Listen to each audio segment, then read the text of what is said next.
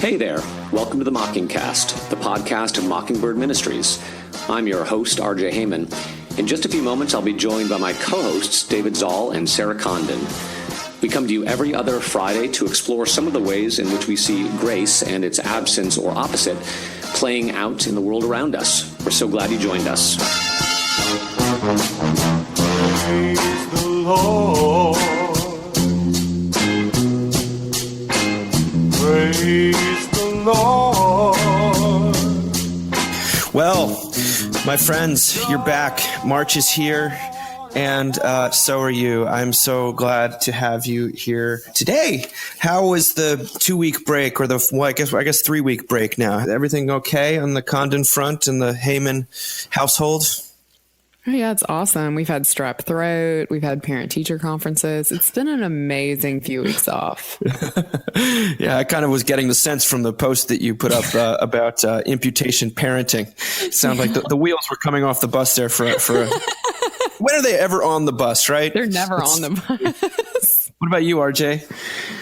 We are heading into spring break next week, which means we're trying to, it's sort of end of quarter, for my 7th grader and sophomore. So I think my sophomore was up until 1:30 last night, finishing a paper and science lab. And my 7th grader, miraculously, he always does this thing where the first 2 weeks of the semester, he totally bombs everything. And then by the end, he gets all his grades up to an A. And this time we're like, it's not going to happen. There's just no way. There's no way.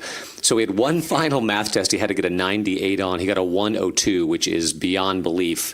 And he has like an 89.7 in math, which rounds up to an A minus. So I'm proud of the kid. But things have been stressful around here. It's late nights, early mornings, lots of schoolwork. So but next week is vacation. Praise God. I hope that wasn't too much humble bragging. It might have been. A chip off the old block. We all know how. Sarah, I think yesterday showed me a test where her son had done so well that she didn't even understand his answer. Yeah, he's in first grade. RJ, you guys clearly are both great parents with wonderful children. Well, I will say yesterday he had an online English test to take, which was grammar, and I thought I was helping him. I think I actually caused him to get 2 wrong answers because I was misidentifying adverbs. So that was an unhelpful moment. I felt really guilty. He's like, Dad, don't feel bad. It's not your fault. I'm like, yeah, I'm pretty sure it is my fault. So anyway. It was right back then. 10 years ago, this is what the grammar said. Yeah, exactly. Oh my gosh. Grammar tests were like, I remember meeting my teacher, Mrs. Lyles, early in the morning to work on grammar tests that I would literally make 28s on. So anyway, I'm not helpful with grammar or math, by the way. So what do you do for a living, Sarah, that you're not good at grammar? I can teach them about Southern literature. That will be my skill set. When they cover that for like 2 weeks in 9th grade, I'll be like, perfect. Yeah. Faulkner. You don't forget the 28 you get, do you? No. Did either of you guys happen to catch the Oscars broadcast? I did. I raced home. I had to work the 6 p.m. service at church, but I jumped in my car at 7:10, turned on my DirecTV Now on my phone so I could watch it. I missed the kind of opening montage they always do, but I think I maybe missed one award presentation, but then watched the next 3 hours compulsively because I like the Oscars. I like the movies. Sarah, did you watch? I feel so bad. This is the first year I didn't watch. And we totally could have. We just, we were going to talk about this piece where, less and less people are watching it. Judge me, but we are. Josh really wanted to watch it. And I was like, I can't handle people getting up and talking about politics for 3 hours, babe. I just can't do it. And so we didn't watch it. No, it was also the first year I didn't watch it for a long time. And I don't know if it was even that conscious that I wanted to avoid the virtue signaling or being lectured or it was a combination of not having seen a lot of the movies and possibly, I think I really wanted to see that HBO show Divorce that's so good. That was on Sunday night, that and Crashing, and I was more interested in seeing those. And so it's like you, Sarah, we were almost living out these articles I was reading afterwards because I was more interested in television than in film right now. There was a great Babylon Bee headline, which I saw on Facebook, basically about how, Jimmy Kimmel is lecturing America on, gender equality when he was a founder of The Man Show, which featured the women bouncing up and down on the trampoline, and it's like, oh yeah, remember when Jimmy Kimmel totally and who was his sidekick, who's the big time car guy? Adam Carolla. Adam Carolla, that's right. They started that show, which was just, obnoxiously and overtly chauvinistic. And now, That is 10 years later, he's the bananas. paragon. That's Isn't it crazy? It's kind of crazy. crazy. I mean, not that I don't like Jimmy Yeah. Kimmel, but it's, wow, okay, yeah, let's remember No, for a it does. moment. The hypocrisy kind of boggles the mind. I guess it's really hard not to. I mean, I wanted Lady Bird to win. I think that was the movie I really loved this year was Lady Bird. I haven't seen a bunch of the other films. Like I feel like Coco was incredible, Coco's so good. and Lady Bird, and Ross Douthat in this article, The Autumn of the Oscars, he actually mentions that Hollywood has become a superhero movie factory, but what it's done is true. My wife and I are always talking about they don't make that kind of movie anymore. And usually what we're talking about is like a somewhat mainstream drama that would get a big audience, like a Terms of Endearment, almost like in As Good as It Gets. Or there's the rom-coms that are like either Nicholas Sparks kind of hyper rom or complete farcical, which are just all calm. And there's very little, Judd Apatow's about where it meets these days. But you have these superhero movies that then fund the rest of what people want to do. And because not that many movies get made, they tend to be these smaller passion projects, message movies, which naturally become more of a platform for preaching. And, a lot of us are too tired at the end of the day to want to hear more hectoring, I think. But do you guys think that's true? Yeah, definitely. I'm sort of sick of superhero movies. I hate to say this, I really want to see Black Panther. I haven't seen Black Panther yet because I feel like the last few, I loved Guardians of the Galaxy, but Volume 2 was okay. It was okay. And I feel like the last few big blockbusters that got great reviews on Rotten Tomatoes, I watched and I was like, meh. But we binge watched a lot of the nominees the week before. We didn't see The Post because it's not on video. We didn't see Call Me By Your Name. We didn't see Phantom Thread, but we saw all the rest. And also the I, Tonya movie, which I thought was good. But actually, my favorite movie last year was The Florida Project. Did you I haven't guys seen see that. I want that? to see that. No, and most people I know say it should have won. It's the best movie. It should have won. The fact that it wasn't even nominated, it is so different. And like my wife said after we watched it, she's like, well, I just feel like I spent an hour and a half in a cheap Florida motel, which is not necessarily the best feeling. But the acting's incredible. The writing's incredible. The shot making, it's a beautiful movie. And it's just different. It just has a little bit of a different feel. And it's heartbreaking, like beautifully heartbreaking. So I was disappointed that it was not nominated. But I was happy Shape of Water. I thought that was my favorite. And in terms of the content of the movies, I know we're going to talk a little bit about this later on in today's podcast, but there was a ton of imputation in this year's Best Picture nominees, a powerful imputation. And so I thought that was encouraging. I mean, you would know better because I haven't seen enough of them. And I feel like usually I'm... I mean, do you see Three Billboards? Have you seen Three Billboards? I haven't Or yet. That's the top of my list is Three Billboards because the amount of people that have said, hey, has Mockingbird written about Three Billboards yet? It seems to have so much to say. And we did highlight what Alyssa Wilkinson wrote about Flannery O'Connor and kind of some of the grace that sort of comes through hardened people. But it is interesting that it's not just that we want to avoid the self-righteousness of a self-congratulatory elite, though I think that is a big part of it. It's really that Hollywood doesn't make these kind of movies that are even available to everyone. Oscar bait now is its own genre, it feels like. There's superhero movies, blockbusters, and there's Oscar bait. Where's the Gross Point Blank? Or where is The Big Chill? Like even the Back to the Futures. Like why wasn't Logan or Blade Runner nominated for Best Picture? Those are both incredible films. But it's like genre-wise, they get taken out of it. I'd be very surprised if Black Panther wasn't nominated this coming year. And I also loved Get Out. We got to talk about Get Out because great. it was amazing. I mean, Josh and I watched that the other day. Thank God that you can just watch these things on your television now. It was incredible. Jordan Peele's mom went to Josh's church in Manhattan, and so we always like to watch him because she's such a lovely person. And it was also interesting to watch this horror movie about this black guy who gets pulled into this terrifying situation because he's dating this white girl, and to be like, what was Jordan's mom thinking when she was watching this? But anyway, it's a fantastic movie. How about Allison Williams in that movie? Yeah, she's so my creepy. goodness. She's probably the scariest character of the year The by scene far. with the white crisp shirt and the pulled back ponytail, I was like, she is the scariest thing I've seen on the screen recently. Yeah, she's amazing. She went all in. Yeah. I don't want to give away too much, but in Three Billboards, there are a number of different moments where one character who has no business showing any love or grace whatsoever, and really is totally justified in showing the opposite to another character, unexpectedly shows tremendous compassion. That was beautiful. I also thought about, as I was reading some of the articles we're going to discuss today, I perked up during Lady Bird when her sort of first boyfriend is up there reading that piece of scripture about Abraham from Genesis. And it's about, Abraham believed God and was reckoned to him as righteousness. But the version he reads at his Catholic school actually says Abraham believed God and it was reckoned to him as an act of righteousness, which is a totally different thing, a totally different theology. And I was like, oh, that's interesting. But then, of course, in thinking about that movie and realizing that the whole thing's about imputation, about the daughter wanting her mother to impute righteousness and loveliness to her daughter, and the mom being incapable of doing that. But then, of course, ironically, the character who is able to impute righteousness and loveliness to Lady Bird is the nun. Who loves the joke about just being married, and at the end says, you clearly love Sacramento, when the whole thing is actually just about how terrible Sacramento is, which, being someone who now lives in a city that's universally derided, I can sympathize with, no one vacations in Houston.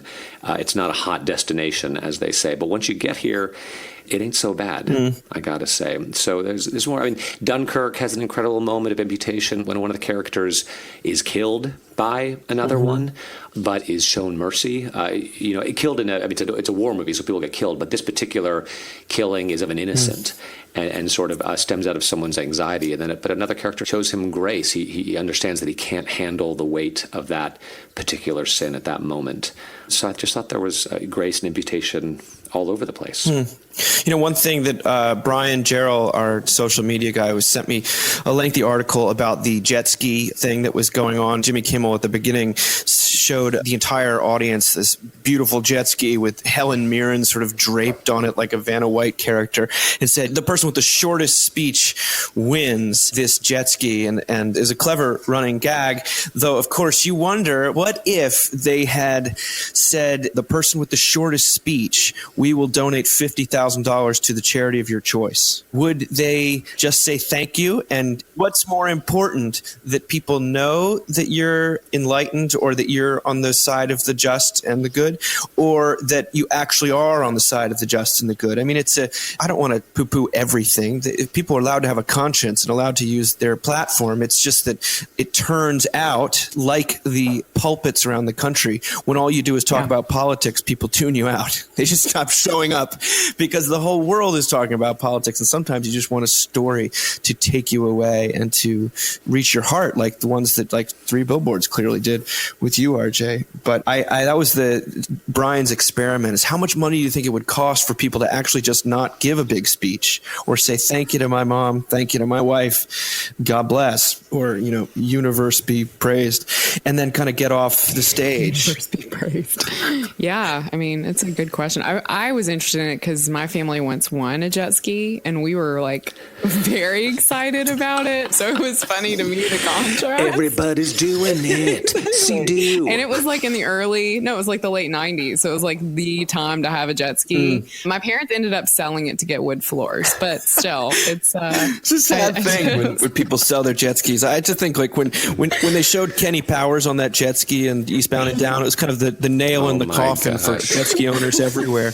I remember my uncle had some jet skis, and then they got sold, lo and behold, like 3 or 4 years ago. It's just not a jet ski nation these days. But it is a nation in which we don't know ourselves as well as we think. This is an article in The Atlantic by Adam Grant, the very prominent social scientist, who reports on 16 rigorous studies of thousands of people at work have shown that people's coworkers are better than they are at recognizing how their personality will affect their job performance. As a social scientist, if I want to get a read on your personality, I could ask you to fill out a survey on how stable, dependable, friendly, outgoing, and curious you are. But I'd be much better off asking your coworkers to rate you on those same traits. They're often more than twice as accurate. They can see things that you can't or won't. And these studies reveal that whatever you do know about yourself that your coworkers don't is basically irrelevant to your job performance. People know themselves best on traits that are tough to observe and easy to admit. Emotional stability is an internal state, so your friends don't see it as vividly as you do. But with more observable traits, we don't have unique knowledge. If you're a raging extrovert or a radical introvert, we don't need to ask you. We can pick it up pretty quickly from your impromptu karaoke performances or your complaints that your husband types too loudly. With the most evaluative traits, you just can't be trusted. You probably want to convince everyone and yourself that you're smart and creative, and this is why people consistently overestimate their intelligence, a pattern that seems to be more pronounced among men than women. It's also why people overestimate their generosity. It's a desirable trait. And it's why people fall victim to my new favorite bias, the I'm not biased bias, where people tend to believe they have fewer biases than the average American. But you can't judge whether you're biased, because when it comes to yourself, you're the most biased judge of all. RJ, this is actually an intervention because we both work with you and we feel like there's a lot of things we need to talk about. The funny thing is, I would not be surprised if that were actually true. I loved this. I think, the idea also that we now call ourselves people who don't have biases is like the new way to categorize yourself. I mean, I think it points obviously to just further and further a lower and lower anthropology. Just when I think it's like low anthropology is really like playing, is it Limbo? Is that the name of the game? How low can you go? Yeah, it just gets lower. You know what I mean? Like eventually you're just like with the dust on the floor. But I love self-awareness. It's super painful, but it's also really helpful. And this points to our like huge lack of it, a huge lack of self-awareness about how we behave, why we behave, what we're good at. I mean, it does also to me point a bit towards imputation, just because people in my office will be like, oh, well, you're really good at this. And I'm like, am I? You know, it's this like outside observation somebody speaks over you that perhaps is more psychological imputation. But anyway, it's interesting. I think it would be helpful in more work settings if we actually did this kind of work together. I mean, I think that would be fascinating for people to sit down and say, here's what I observe about you. Here's what I think you're good at. Here's what I think you're not good at. But, I know it's not everybody's cup of tea, but like, I think it would be helpful. RJ's face is like, no, Sarah, it would not be helpful. Please don't tell me what you think of me. Please don't tell me what you think about me. Please don't. Please don't. I think you're a really hard worker. I think you're really smart. I think you're very organized. And I don't believe a word you just said.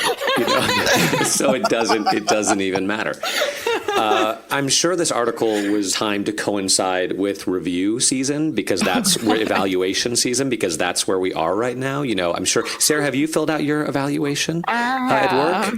Dave, do you do evaluations at Mockingbird Ministries? Oh, God, no. Yeah, he exactly. Does. Yeah, he's really that's hard what I on thought. us. Yes. Which I think Have speaks. you read our website recently?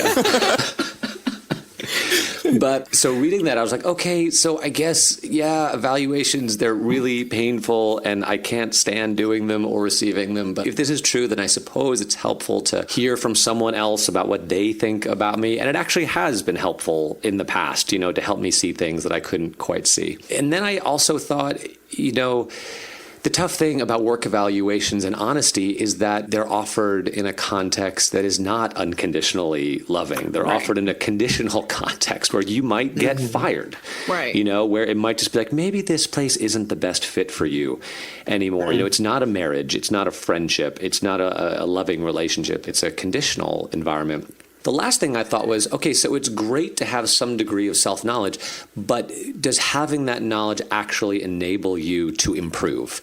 And I'm not sure that it does. Like, is the best you can do to just be aware of yourself and maybe try to mitigate some of your faults, or to, hire to your weaknesses, as they say, if you're a boss or something like that? Or do people actually change as a result of these evaluations in any kind of meaningful way? Like, what's the end game here? Yeah, I mean, I obviously don't think they do change. I mean, that's all Daniel Kahneman and Amos Tversky, men who've spent their lives getting Nobel Prizes studying self-awareness and learning about their blind spots, and yet can say in that book, Thinking Fast and Slow, that after all these years, it hasn't changed his own instincts almost at all, which is a terrifying thing to hear. But you also wonder, maybe there's a sense in which as you come to know yourself better and maybe your anthropology gets forcibly lowered by life and by suffering and by the world, and you do come to perhaps have a little more patience for other people when they turn out to be just as recidivistic or paralyzed as you are. Yeah, and I think you have more grace towards yourself. I mean, that's why I like to be like, maybe I'm just biased, but I like to think of myself as being fairly self-aware. I have put in like 12 years of therapy at this point.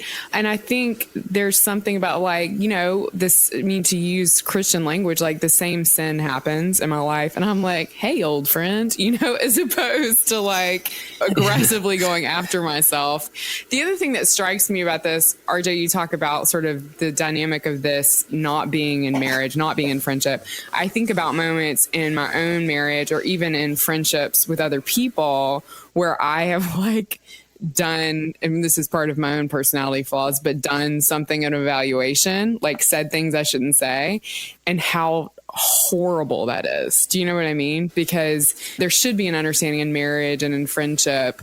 Like, I will tell this story on myself. I was going to spend some time with a friend, and I can't remember, she had some big life thing happening. And I walked into her house, and it was crazy. And like the first thing that came out of my mouth was like, dude, you got to clean up your house. And it was like this noticeable like shift in the room. Pastor Sarah Condon, exactly. ladies Where and gentlemen. she's like, well, it was like you could see her brain was like, hold up, we're friends, So I think when this evaluation narrative, maybe, I don't know, maybe it's helpful at work sometimes, maybe it's not helpful at work, but it's definitely not helpful in other avenues of our lives. So, well, it reminds me, of course, of that. I've probably talked this before, the Gerhard Forde, that sanctification is just the art of getting used to your justification. And that I used to think, and I think there's some truth to this, right? In your career, hopefully you pick up competencies and skills and you get better at some stuff. But at the end of the day, progressing in your career is probably mainly about learning to live with yourself and to be merciful with yourself and to know your strengths, know your weaknesses, and then sort of hopefully model that grace to the people around you. It's not about being changed. It's about getting comfortable with who you are and recognizing that you might not change. Yeah, self-awareness usually is not valueless. And it doesn't mean that people don't change. It just means that they often don't change by having their weaknesses pointed out to them. In fact, that is a surefire way to create self-consciousness and distance, but doesn't mean it's not true. I remember being in a room with some people, we were working together, and we were talking about the need for communication, and someone said, I really want you to tell me when there's an issue bubbling up so we don't get resentful. And, I think that you might have even used a Bible verse about sunsetting on anger and all that stuff. And this other guy who understands the gospel far better than me said, I actually don't want you to tell me. Please, that's too exhausting. I am making mistakes. I'm not going to hold you responsible for cataloging my indiscretions. Let God do that. And, if I'm about to step on your neck, let me know. But otherwise, please be easy. Go easy on me. It made me want to work more with the person. That's awesome. So. And on the flip side, I remember, 5 years ago or so when I started in this job, I was maybe in evaluation or maybe just in a conversation talking with my boss. And I said something along the lines of, hey, I know I'm not very pastoral. Like, that's not my gift. I'm not a pastoral person. And he said, well, actually, RJ, I kind of think you are. And I think you're getting better at that. And I was like, well, you'll get to know me better and you'll see that I don't actually care about people. But I'll say 5 years later, I think I'm a little better pastor than I used to be. Yeah, I would never say that you weren't pastoral. That's so interesting. That's your self-descriptor. Yeah. It's funny because, Sarah, I would never say that you're self-aware. Really? Yeah. That's actually really true, though. Like, no one would ever be like, name 5 things to describe Sarah Condon. Self-aware is self-aware on that list. I think moderation is a word I would associate with Sarah Condon. Anyway. Well, let's talk about the elephant in the room, or just the big squawking bird that's... Don't talk about me like that, Dave. Let's talk about imputation. Imputation is a word we throw around a lot. I think it's worth defining here. Sarah wrote an absolutely stunning piece about it as it relates to parenting. But we've got a lot of talk about imputation over the years on Mockingbird. I'll read to you from our glossary. Imputation is the idea that God reconciles sinners to himself by declaring them to be righteous on account of Christ. choice. In and of themselves, they remain the same sinful person. This is how the Augsburg Confession puts it. Christ's merits are given to us so that we might be reckoned righteous by our trust in the merits of Christ when we believe in him, as though we had merits of our own. In the imputation understanding of atonement, God is interested in people giving up any idea at all of there being a price that could be paid to earn his love or forgiveness. It does away with all models of merits in our relationship to God. Jesus saved us purely by giving his life as a ransom for many, John 3:17. Rather than seeing the human condition as one merely of sick people needing to be cured, this approach views us more along the lines of the walking dead who need to be brought to life. It can also be useful to talk about analogies for imputation in the world around us. Whenever we are shown love when we do not deserve it, when we are loved by someone right in the middle of our quote-unquote unlovability, we see an analogy for imputation, which is love to the loveless shown. Now, we can talk about the difference between the theology and psychology of imputation in a minute, but before we do that, Sarah, can you tell us a little bit, just for those who haven't read it yet, perhaps, about Ruth Graham and what she had to say at her father's funeral? Sure. Yeah. Ruth Graham told this story. It sounds like she's told a lot in her family about being, and I love that she was so much older. So she's an older woman at this point, failed first marriage, starts attending church, moves close to her sister, starts attending church. The pastor there introduces her to this widower. And she kind of has like a fast and furious marriage that everyone, including her dad, Billy Graham, had told her to, you know, kind of take a pause. No one had told, it didn't sound like people told her not to, but they kind of told her to take a pause.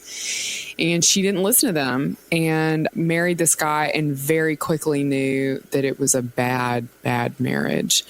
And she tells this story about driving up the mountain, which I just love that, driving up the mountain to her parents' home and her dad meeting her in the driveway and him just saying, welcome home to her, loving her and accepting her when he could have done something so different. So I found that very compelling. I mean, you know, I wrote about imputation in parenting because that concept, more than anything else, has had such an impact on not just the way we parent, but like the tone of our household. I tend to have sort of like a setting people straight, if you guys haven't noticed, mentality in the world. And I can tell you that as much as that may work or may not work in the world and in ministry, it doesn't work, by the way, but it really doesn't work when you're parenting. It's actually pretty harmful to your children, I think, and that's been my experience.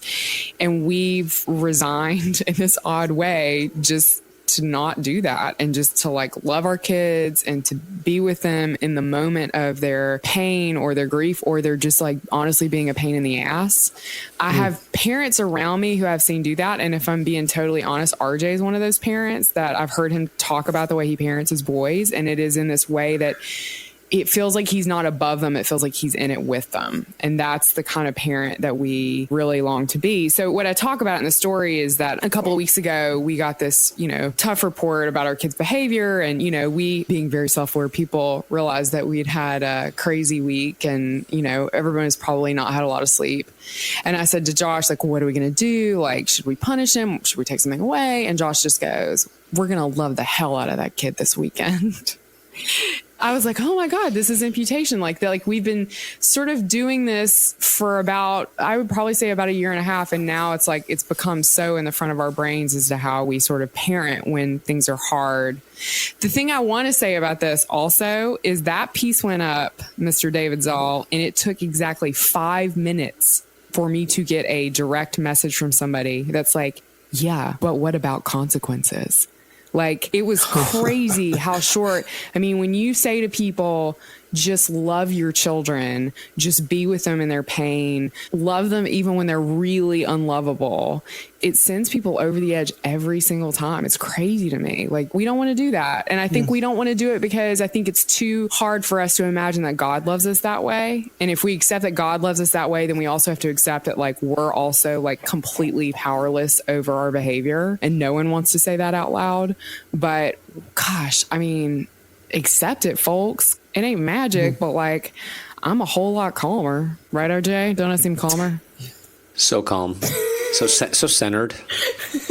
Well, you're right, Sarah. It does provoke a reaction, a monumental reaction in people. And you want to say, well, have you tried consequences? And there are certain things, well, maybe consequences work. But when it comes to the real deep things, try consequences. See how it goes. Like, imputation is really for people for whom consequences have just not broken the back of the problem. What people hear is like, there's never a consequence. There's a consequence whether we as a parent enforce it or not. The world brings consequences. Like, you put your hand in the fire and it gets burned.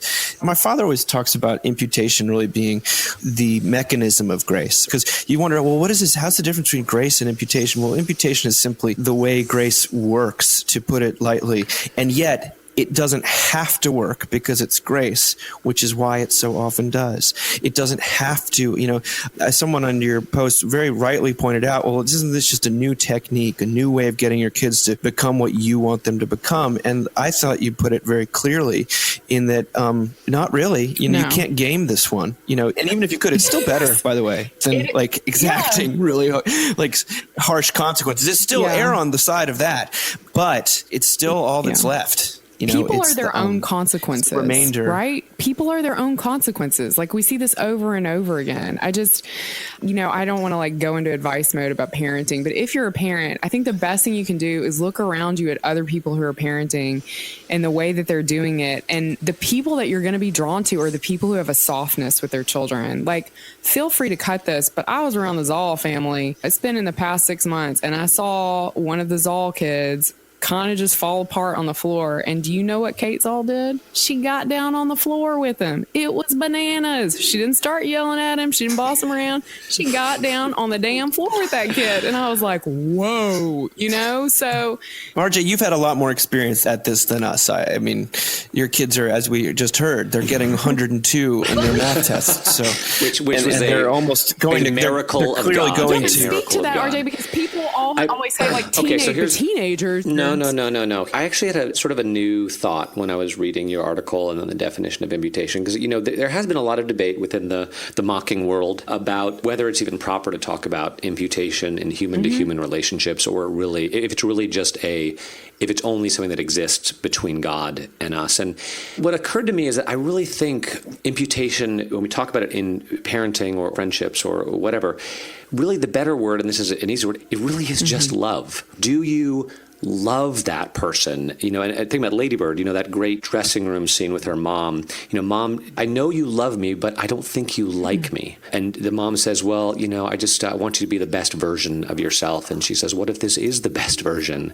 of myself? And the mom says, meh, clearly not. But I really, this is going to sound weird to say. I know cognitively that my sons are not perfect, but I really feel like they are.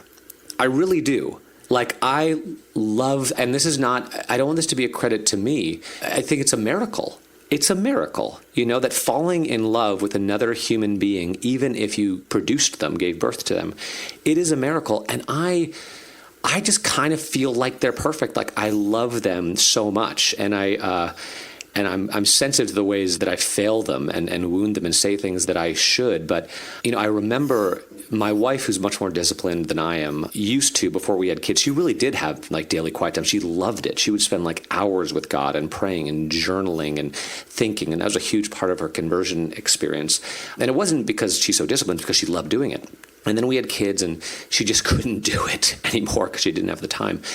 I remember her saying to me, RJ, I feel like I've learned more about God through having children than I ever learned through reading, praying the Bible, and journaling. Because if God loves me 1/10 as much as I love this kid, I'm fine. I would throw myself in front of a bus for this kid with no questions asked. And now you, RJ, probably not, but it's a very honest thing for a mom to say. But to me, the answer is not to think about, because whenever someone else is imputing something to me, it doesn't feel genuine. Or when I'm trying to impute something to them, it doesn't. It feels a little fake. It's and I also have a tough time believing. It's are you just blowing smoke? Do you really think that?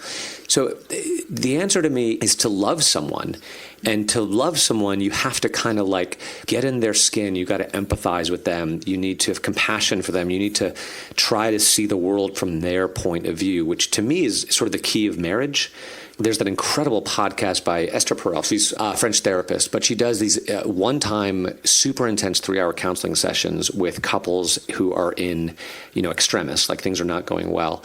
And the biggest thing is just trying to get the other person to really, really understand, not just but emotionally, where the other person is, to put them in the other person's skin. And I find if you do that, people suddenly become more lovely. Somehow, even if you think they're crazy, even if you don't understand the decisions they make, when you're able by the grace of God to actually empathize, you do love them. And then when you love them, you don't even think about imputation. You just, and I had an experience of this recently with someone who, I'll be honest with you, I feel like used to be a friend. I'm not sure if they are anymore. I'm not sure how to feel. And they did something. And I remember thinking, okay, there's 2 clear ways I could interpret this.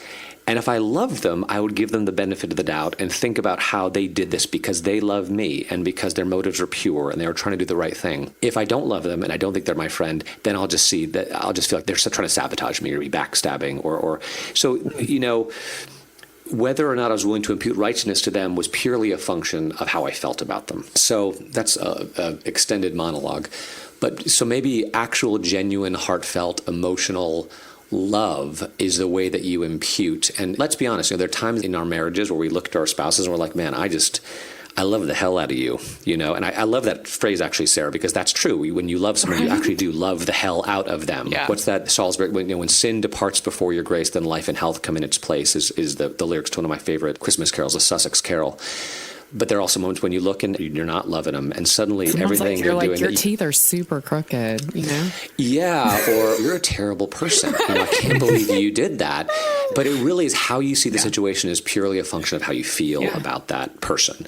Somehow you got to find a way to get your heart right. And I do feel like a lot of marriage is just figuring out, okay, what are those levers we can pull when things get bad to get back to a place of love? Because when you do, then imputation happens naturally, spontaneously. Yeah. So that was my thought. That's an incredible thought. I mean, it's still the great word. It's a descriptive word for what happens and what you're able to do. And it sounds like what happened to Ruth Graham. It sounds like what happened between Sarah and her kid. And it doesn't mean, I don't think we don't police ourselves to we have the exact right motivation, but we keep this picture in mind of what imputation looks like. That's the sun around which our stars rotate.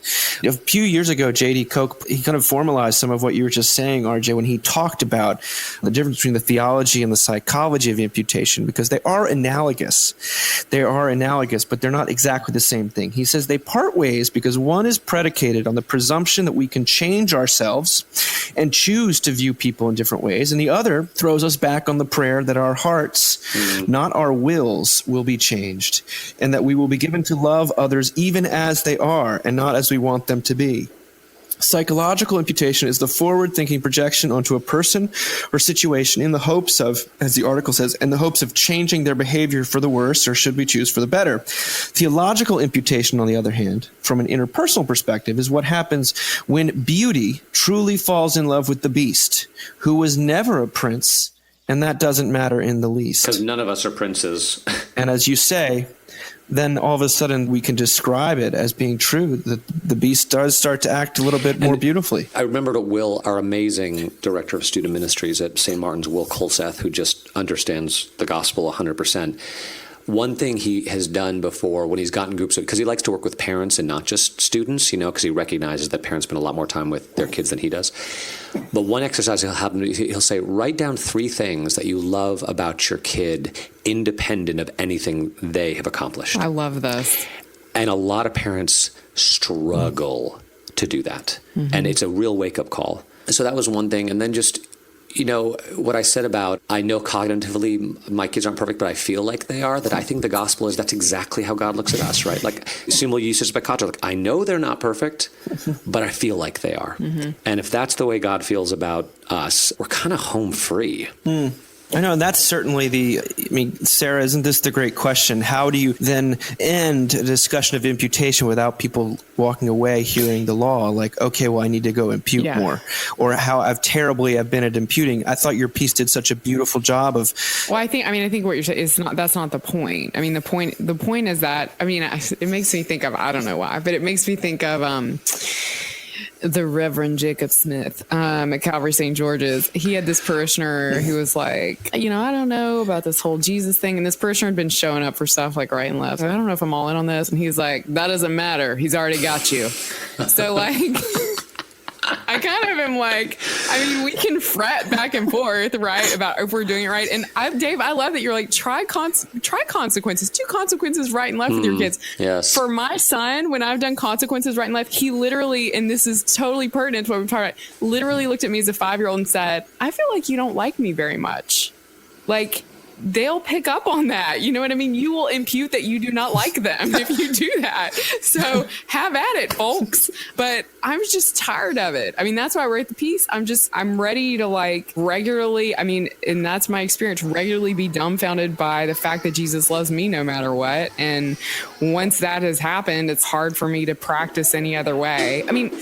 What are the stories about parenting that are compelling to us? Even think back to your own childhood. Like, when are the moments that like were so moving for you? The moments we tell each other are not the moments when it's like, we were super harshly punished. That's not when we're like, oh my God, my parent was so amazing. My mom or my dad, they love me so much. It's the moment when like you wreck the car and they come in and they give you a hug in your room, right? Like, that's the stuff that shapes us. And so it can either shape us one way or it can shape us the other. I feel like I've offered, more law, but it's just like, try out the other stuff. Definitely spank them, do all those things that people emailed me immediately asking about spanking. I was like, really? This is what we're doing? So spare the rod, Sarah, spare the rod. Spank your kids. See how it goes. Sarah It'll go great. says... I promise. It always works. They love being spanked, and you'll feel so good about yourself afterwards. I think we spanked our kids like 3 times, but I think we made a pact only in life-threatening situations. There was one time when my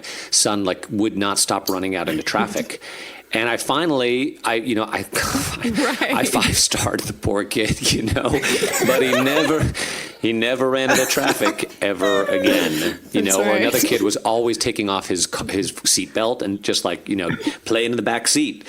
And same never happened again. But it was like, when it was sort of a first use type thing. Like, this will kill you. Right. And so I'm going to inflict a bit of pain so that you don't kill yourself. Right.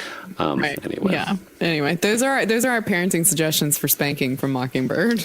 The Mockingbird Guide to Corporal Punishment. XOXO. Oh my goodness. Well, thank you guys. I feel imputed to by each of you every single time we speak. And I'm not just saying that, though. RJ, it's constant, you're over the years, the amount of time you've asked me if I'm blowing smoke is, I don't know, I could probably 50 to 100 times you've asked me. I can't handle it. I can't handle the love. I don't believe it. That's a little. But then you have RJ showing up at my engagement party from Pittsburgh and surprising me, even though I'd been a bad friend and had not been in touch and had not really deserved anything like it. And all of a sudden I see his smiling, smooth as a dolphin face staring at me through the little camera on a Manhattan keyhole. And I thought to myself, this guy actually, I think he loves me. I think he loves me. That was fun. That was a fun night. Thank you for listening. Remember, you can find us on the web at www.mbird.com. And we'd always love to hear from you at info@mbird.com. Audio production for the Mockingcast is provided by the Narrativo Group. And if you like what you've heard, please do drop over to iTunes and leave us a rating and review. Until next time. Praise the Lord. Praise the Lord.